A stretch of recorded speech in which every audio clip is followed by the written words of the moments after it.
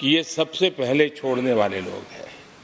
और आदरणीय सभापति जी, हम सभी सांसद बिना कारण साल में 2 बार हिंदुस्तान के मीडिया के किसी न किसी कोने में गाली खाते रहते थे कि ये सांसदों को इतना मिलता है और कैंटीन में इतने में खाते हैं, நம்முடைய बाहर इतने में मिलता है, உறுப்பினர்கள் इतने में मिलता है। நாட்டின் எந்த ஒரு மூலையிலும் கூட ஊடகங்களால் இந்த உறுப்பினர்களுக்கு ஏராளமாக சலுகைகள் கிடைக்கின்றது,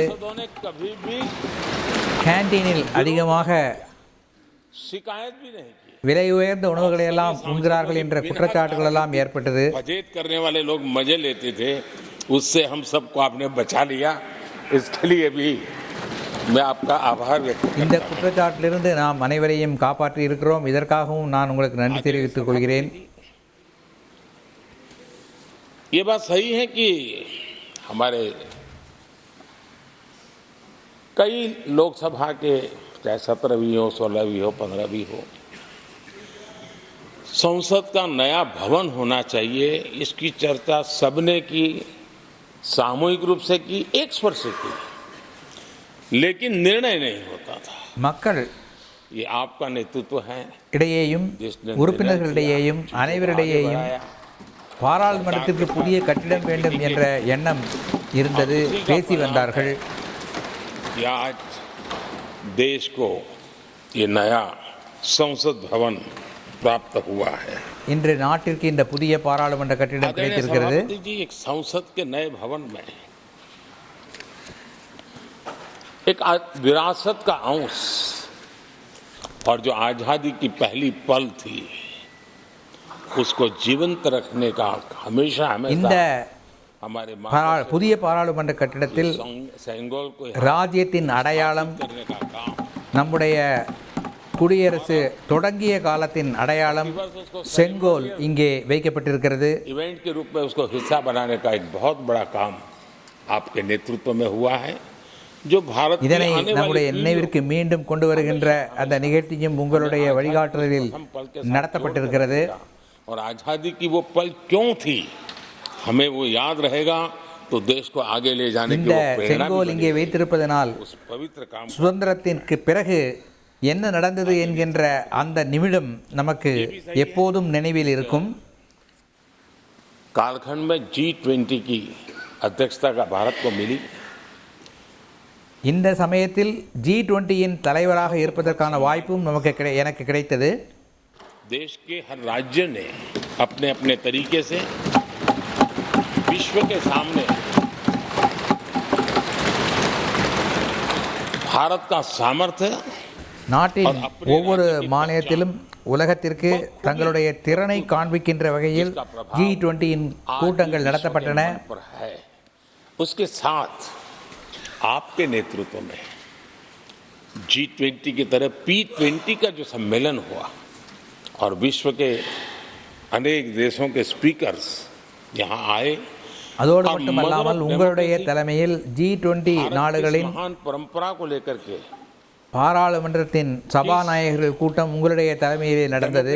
वैल्यूज को लेकर के सदियों से हम आगे बढ़े हैं। व्यवस्थाएं बदली होगी, लेकिन डेमोक्रेटिक मन भारत का हमेशा बना रहा है। उस बात को आपने காலங்கள் மாறினாலும் ஜனநாயக முறைப்படி நாம் அனைத்து செயல்களையும் செய்வரும் முறை மட்டும் மாறவில்லை. और भारत को लोकतांत्रिक व्यवस्थाओं में भी एक प्रतिष्ठा प्राप्त कराने का काम आपके नेतृत्व में हुआ। आदरणीय सभापति जी, मैं एक बात के लिए आपका विशेष अभिनंदन करना चाहता हूं। शायद हमारे மதிப்பிற்குரிய சபாநாயகர் அவர்களே, ஒரு விஷயத்திற்காக நான் உங்களுக்கு குறிப்பாக நன்றி சொல்ல விரும்புகிறேன். हम संविधान सदन जिसको कहते हैं, जो पुरानी संसद, जिसमें महापुरुषों के जन्म जयंती निमित्त उनकी प्रतिमा को पुष्प चढ़ाने के लिए हम लोग एकत्र आते हैं, लेकिन वो एक 10 मिनट का इवेंट होता था और चले जाते थे। பழைய பாராளுமன்றத்தை நாம் அரசியல் நிர்ணய சட்டசபை என்று இப்போது கூறுகிறோம். அங்கே நாட்டு தலைவர்களுடைய சிலைகள் இருக்கின்றன. அவர்களுக்கு மரியாதை செலுத்தும் விதமாக நாம் சில நாட்கள் கூடுவோம். 10 நிமிடங்கள் நடக்கக்கூடிய ஒரு நிகழ்ச்சியாக அது இருக்கும். हर राज्य से 2-2 बालक उस दिन दिल्ली आते थे और उस महापुरुष की जन्म जयंती के समय, पुष्प वर्षा के समय वो मौजूद रहते थे, देश के नेताओं को, और बाद में वो पूरा दिन भर रह करके उस पर अपना व्याख्यान देते थे. वे दिल्ली के अन्य स्थान पर जाते थे, वो सांसद की गतिविधियों को समझते थे. यानी अपने ये निरंतर प्रक्रिया चला करके देश के लाखों विद्यार्थियों को भारत की संसदीय परंपरा से जोड़ने का बहुत बड़ा काम किया. और ये परंपरा ये आपके खाते में रहेगी और आने वाले समय में हर कोई बड़े गौरव के साथ நாட்டின் பல பகுதிகளிலிருந்து மாணவர்களை அழைத்து இந்த பாராளுமன்ற நிகழ்ச்சிகளை காண்பிக்கின்ற முறையை நீங்கள் ஏற்படுத்தியிருக்கிறீர்கள். இதற்காக உங்கள் பெயர் வரலாற்றிலே நிச்சயமாக இடம்பெறும். जिसको उपयोग करना चाहिए वो कितना कर पाते थे वो तो मैं नहीं कह सकता हूं, लेकिन आपने उसके दरवाजे सामान्य व्यक्ति के लिए खोल दिए. ज्ञान का ये खजाना, परंपराओं की विरासत, उसको आपने जन सामान्य के लिए खोल करके बहुत बड़ी सेवा की है. मैं इसके लिए भी आपका हृदय से अभिनंदन करता हूं. पेपरलेस पार्लियामेंट, डिजिटलाइजेशन, காகிதமில்லா பாராளுமன்றம், பாராளுமன்றத்தை கணினிமயமாக்குதல் போன்ற செயல்களில் நீங்கள் ஈடுபட்டிருக்கிறீர்கள்.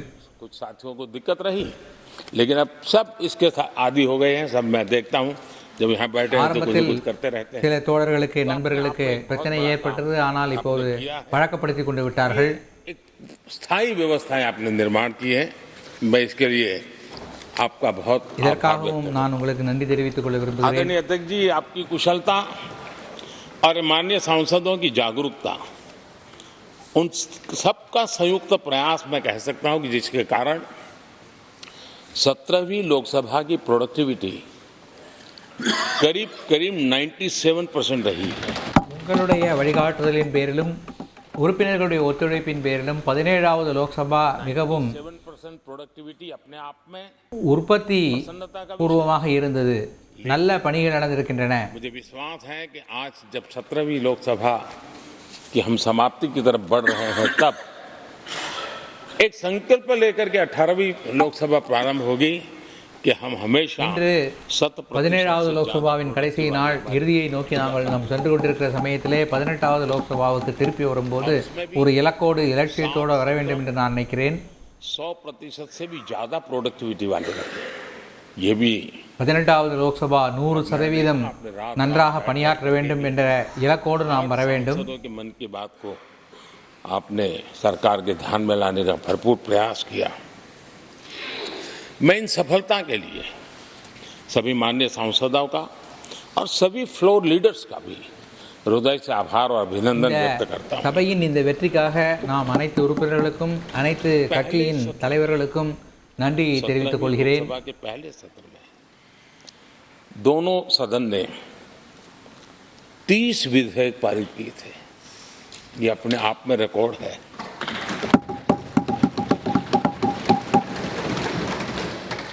और एक नए नए बेंचमार्क 17वीं लोकसभा ने बनाए हैं.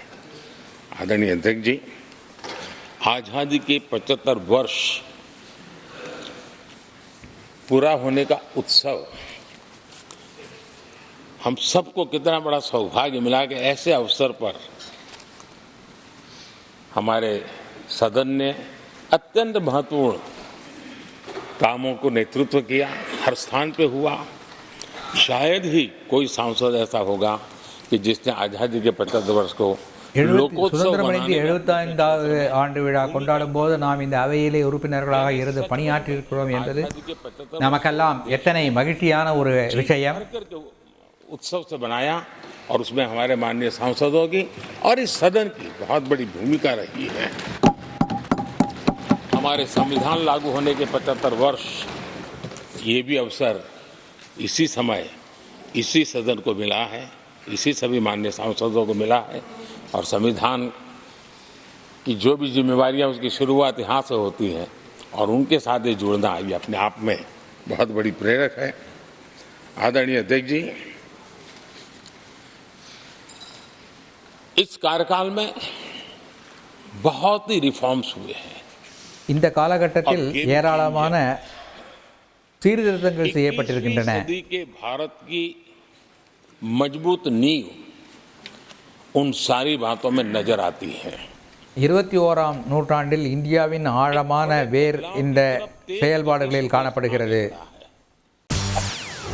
செய்திகளை உடனுக்குடன் தெரிந்து கொள்ள உடனே சப்ஸ்கிரைப் பண்ணுங்க.